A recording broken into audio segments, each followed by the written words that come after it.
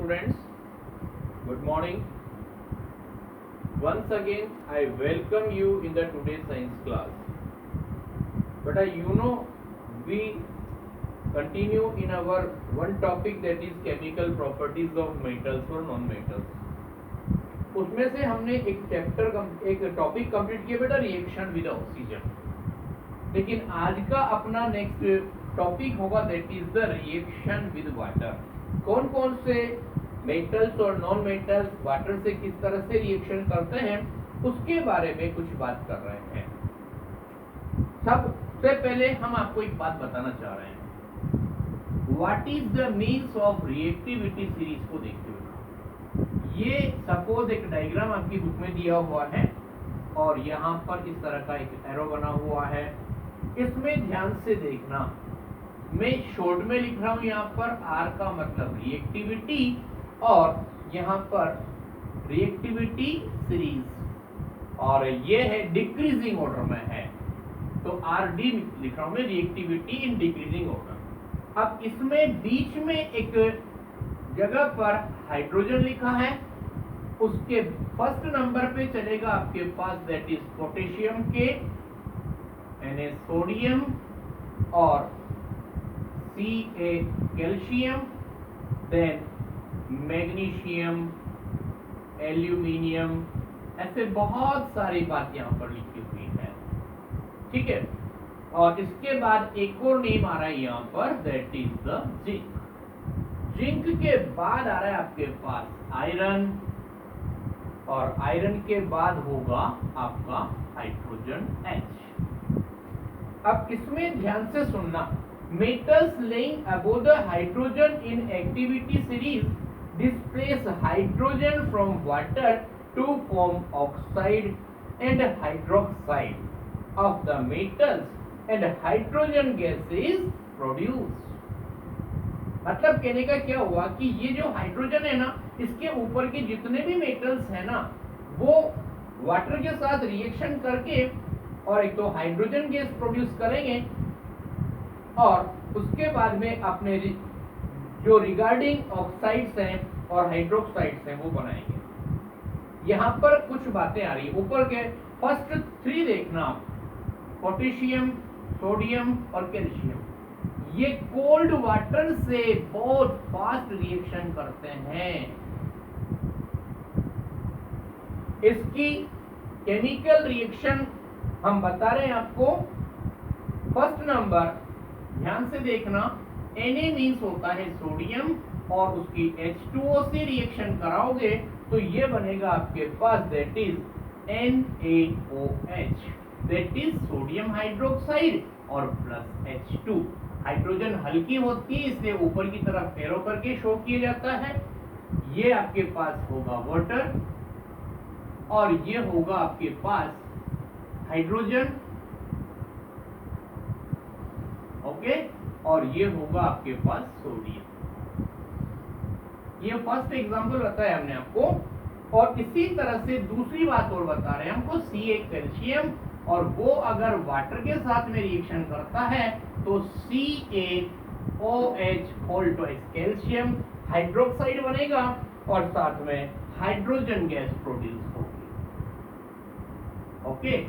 एक और देखना, पोटेशियम के, वो जब वाटर के साथ में रिएक्शन करता है तो यहाँ पर KOH बनेगा और हाइड्रोजन गैस प्रोड्यूस होगी.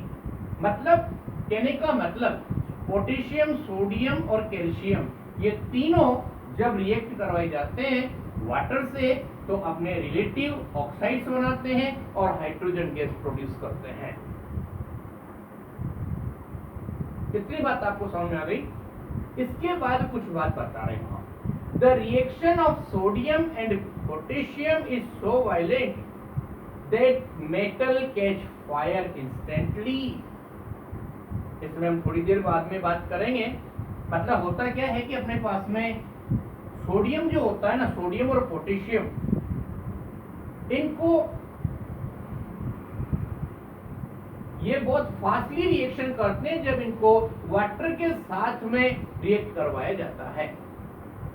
इसलिए सोडियम और पोटेशियम जो होते हैं ना, they are kept in kerosene, Na sodium, और potassium kept in kerosene। इतनी बात समझ में आ गई। उसके बाद सुनिए आप, इसमें किस तरह की रिएक्शन करते हैं उसके बारे में एक छोटी सी एक्टिविटी में बता रहा हूं आपको। एक्टिविटी में कुछ इस तरह से है, बुक में लिखा है आपका, to observe reaction between sodium and water.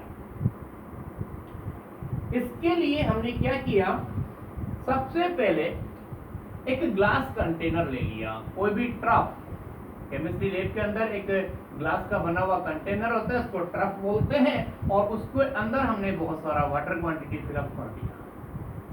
ठीक है, उसके बाद केमिस्ट्री लैब में कैंची या सीजर जैसा कोई डिवाइस होता है, उसको हम बोलते हैं टंग। उससे हमने क्या करा, केरोसिन में जो सोडियम रखा हुआ है पीस, उसको पकड़ के फिर फिल्टर पेपर में पकड़ा, उसको फिल्टर पेपर में केरोसिन एब्जॉर्ब हो जाएगा। उसके बाद पीस ऑफ सोडियम हमने इस पर डाल दिया वाटर के अंदर, एक बहुत फास्ट रिएक्शन होगी। ये जो सोडियम जो पीस है ना, वो मेल्ट होकर के जलना शुरू हो जाएगा और उसमें आग लगने लग जाएगी और येलो फ्लेम प्रोड्यूस होगी और एक हिसिंग साउंड डेवलप होगी। Please remember, yellow flame plus hissing sound, hissing sound, ये हिसिंग साउंड प्रोड्यूस होगी और ये इतना गर्म हो जाएगा और ये जब तक कि ये पूरा कंटेनर हॉट हो जाएगा और ये अपनी लेफ्ट मतलब साइड साइड पर सब जगह पर मूव करता रहेगा। अगर आप इस वाटर को टेस्टेड करें तो वाटर टेस्टेड करने पर क्या होगा, it change red litmus to blue. ये जो आपके पास में वाटर है उसको अगर आप टेस्टेड करेंगे रिएक्शन के बाद, तो रेड लिटमस जो है ना वो change to red litmus change to blue, change to blue. यहां पर ध्यान से देखना, इस वाटर को टेस्ट किया हमने आफ्टर रिएक्शन, तो क्या हुआ, रेड लिटमस पेपर आपने इसमें डिप किया तो वो ब्लू कलर के अंदर चेंज हो गया और जो ट्रफ है वो भी काफी ज्यादा हॉट हो जाएगा। अब इसमें कंक्लूजन में एक बात दे रखी है, एक्सप्लेनेशन और conclusion. The heat produce in the reaction is so large extent sodium melt, मतलब रिएक्शन में इतना ज्यादा हीट प्रोड्यूस होती है कि ये जो आपके पास में सोडियम पीस है वो पिघल जाता है और गोल्डन येलो फ्लेम के साथ में बर्न होना शुरू हो जाता है और वाटर के अंदर क्या बनेगा, NaOH। ये वाटर है, इसके साथ में NaOH होगा, दैट इज सोडियम हाइड्रोक्साइड, और sodium hydroxide means you know it is a gas. और इसके साथ में यहाँ पर जो गैस प्रोड्यूस हो रही है ना उसमें भी आग लग जाएगी और एक पॉप साउंड प्रोड्यूस होगी। पॉप साउंड का मतलब समझ जाना, the gas produce that is the hydrogen और it is an exothermic reaction. ये ऐसी रिएक्शन है जिसमें हीट प्रोड्यूस होती है, मतलब हीट के बाहर निकलने में या एब्जॉर्ब होने के बेस पर दो तरह की केमिकल रिएक्शन होती है, उसमें से ये वाली रिएक्शन क्या कहलाएगी, एक्सोथर्मिक। ओके, इतनी सारी बात समझ में आने के बाद आगे देखिए आप, यहाँ पर एक बात बताई जा रही है आपको, ये तीनों रिएक्शन हमने बता दिया आपको। सोडियम को इससे करेंगे, that is the sodium react with water to form NaOH और हाइड्रोजन प्रोड्यूस। इसी तरह से कैल्शियम, उसको रिएक्ट करवाया, it will form calcium hydroxide और हाइड्रोजन गैस। इन सब में ध्यान से देखिए रूल लागू हो रहा है, हर जगह पर हाइड्रोजन गैस प्रोड्यूस हो रही है। लेकिन अब दूसरी बात हम बता रहे हैं, Mg जो मैग्नीशियम आता है वो कोल्ड वाटर से रिएक्ट नहीं करेगा, it react with the boiling water, that is H2O, that is boiling water. अब देखो बॉइलिंग वाटर से रिएक्ट होने पर क्या बनाएगा, that is MgOH. Sorry, just a minute. MgO, magnesium hydroxide, sorry, magnesium oxide plus oxygen gas, sorry, hydrogen gas will be produced. Mg plus H2O is equal to MgO plus H2. इस Mg को आप जानते हैं magnesium, H2O water हो जाएगा, that is the boiling water, उससे reaction करवाएंगे, that is magnesium oxide, और ये हाइड्रोजन गैस प्रोड्यूस होगी। लेकिन ये जो वाटर है ना, ये बॉइलिंग वाटर भी हो सकता है। और इसके बाद में आगे सुनिए, स्टीम, बॉइलिंग वाटर की जगह पर हम स्टीम की भी बात कर सकते हैं। स्टीम और वाटर वेपर में एक डिफरेंस होता है। जनरली कोई भी लिक्विड होता है वाटर वगैरह, उसको गर्म करने पर नॉर्मल टेम्परेचर में जो वेपर बनती है दैट इज वाटर वेपर। तो उस वाटर वेपर को लिखेंगे तो भी फॉर्मूला H2O ही होगा। लेकिन वाटर वेपर और स्टीम दोनों में डिफरेंस होता है। स्टीम का टेम्परेचर थोड़ा ज्यादा होता है और वाटर वेपर का थोड़ा सा कम होता है। इतनी बात समझ में आ गई? तो इसमें भी यही कंडीशन होगी, और यहाँ पर मैग्नीशियम ऑक्साइड बनेगा यहाँ पर। और इसके बाद में दूसरी बातें बता रहे हैं हम, इसके नीचे वाले जो आते हैं आपके एल्यूमिनियम और जिंक। एल्यूमिनियम और जिंक ये भी ओनली स्टीम से रिएक्शन करवाते हैं। जस्ट ए मिनट, एल्यूमिनियम और जिंक दोनों के बारे में हम बात करते हैं। Al एल्यूमिनियम और Zn zinc, both are react with steam, means steam को भी हम H2O लिखेंगे। ये ओनली स्टीम से ही रिएक्शन करते हैं। तो यहाँ पर Al2O3 बनेगा plus H2 hydrogen gas produce होगी। और इसी तरह की बात यहाँ पर होगी, देखो 2Al और यहाँ पर O3 आ रहा है, तो यहाँ पर आपके पास 3, यहाँ पर 2, just a minute, H2, okay 3, तो यहाँ पर 2 लगाइए और ये हो जाएगा आपका 4 एल्यूमिनियम। अब देखिए आप, एल्यूमिनियम 4 तो एल्यूमिनियम 4, ऑक्सीजन 3 2 जा 6, तो यहाँ पर 2 लगा दीजिए, दैट इज 2 ऑक्सीजन, ओके 3 2 जा 6, 2H2O, just a minute, it is not balanced, H2O H2 H2, okay. और इधर 3 2 जा 6 हो रहा है, तो इसको आप 3 कर दीजिए, तो ऑक्सीजन 3 हो जाएगा, ओके। इसको आप ऐसे नहीं करके सीधा सा एक लैंग्वेज याद रखिए, ये इक्वेशन अपने बुक में भी नहीं है। और इतना सा ध्यान रखें, Al एल्यूमिनियम और Zn zinc react with steam, that is H2O, and form their oxides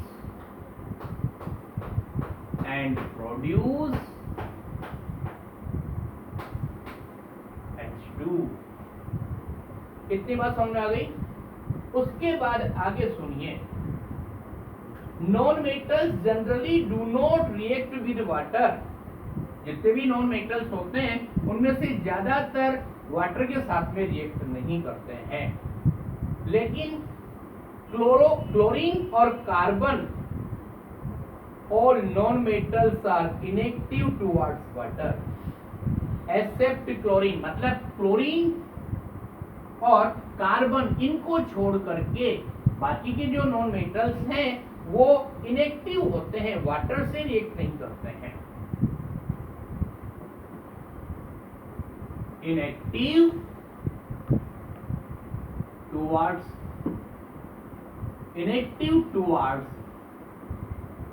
water. लेकिन एक और बात सुनना, एक नेम हमने पढ़ा होगा फास्फोरस, उसको P4 से रिप्रेजेंट करते हैं। उसको जब वाटर से रिएक्ट करवाते हैं, इट कैन कैच फायर, इसीलिए वाटर को एयर कांटेक्ट में से बचाया जाता है।